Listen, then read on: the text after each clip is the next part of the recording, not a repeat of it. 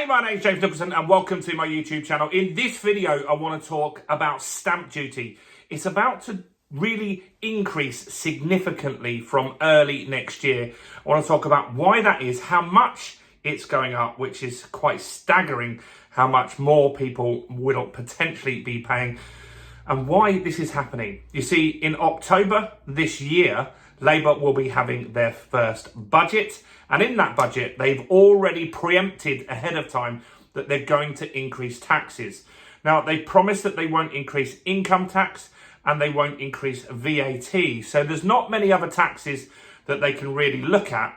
One is going to be inheritance tax. That's likely to increase marginally. That will be a big difference. A lot of people won't be happy about that. The other is capital gains tax. So when you sell stocks and shares for a profit or property, that's going to be another one that they look at as well. And the other one is going to be stamp duty. Very, very likely that stamp duty is going to be going up in March of next year, and that will be announced in the budget. Now, there's a lot of talk already about what that will be. So in this video, I'm going to tell you how much this is going to make a difference, and can you do anything about it? So before we jump into this, as always, if you haven't done already, do subscribe to the channel over there and hit that bell notification. Probably this week, we're going to hit 28,000 subscribers. Have a look around this video. You can see how close and how important your subscription is for that. And while you're here, smash like, tickle like, do something to that like button. That really, really helps me with the YouTube algorithm. And I appreciate everybody that does it.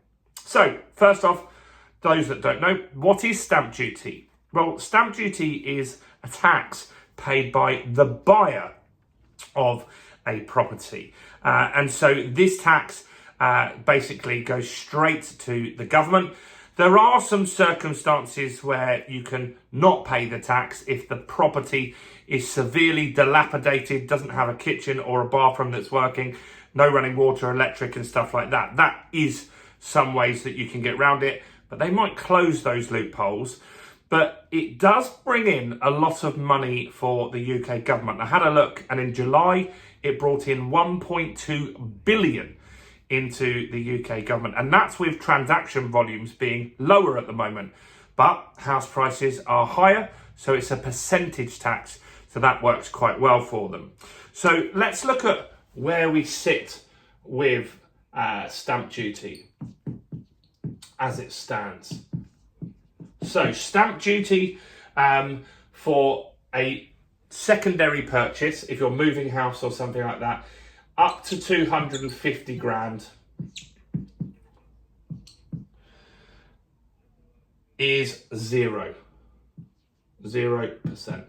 So not too bad, especially if you live up north. A lot of transactions on residential property wouldn't have stamp duty. Next, the next threshold is 250k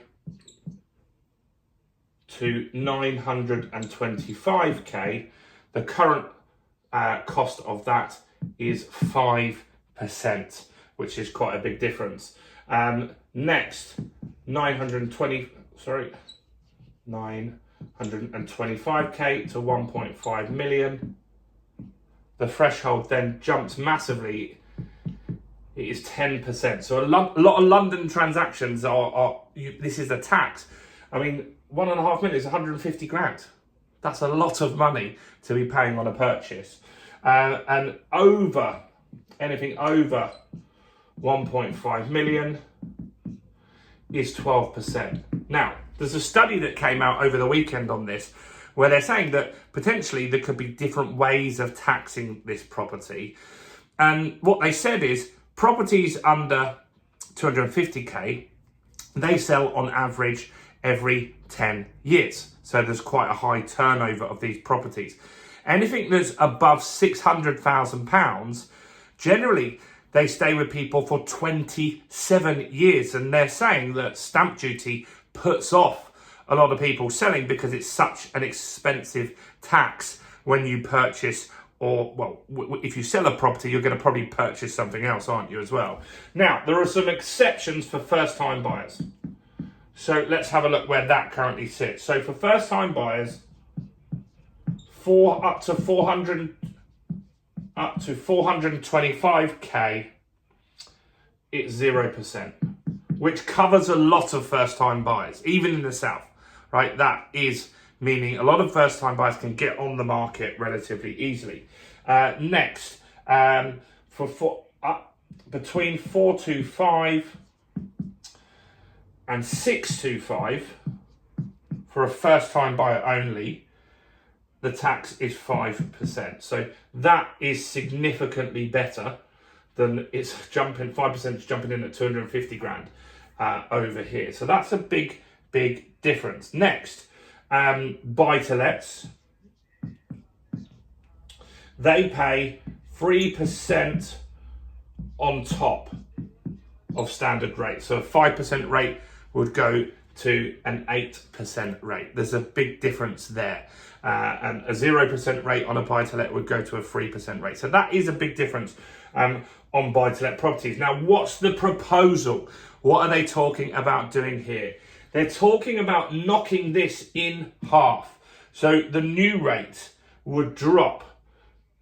So you would be dropping this, so the allowance would drop to 125k. So anything over 125k, so effectively this would be the new bracket here, 125 would jump into that 5%. That would cover a huge amount more people. The first time buyers as well. So first time buyers wouldn't be up to 425. It would start at 300k, 300k down here. People would start to pay 5%. Now in London, that's going to hit a lot of first-time buyers. That's probably going to slow the market down quite a bit as well. Potentially, it could hit house prices.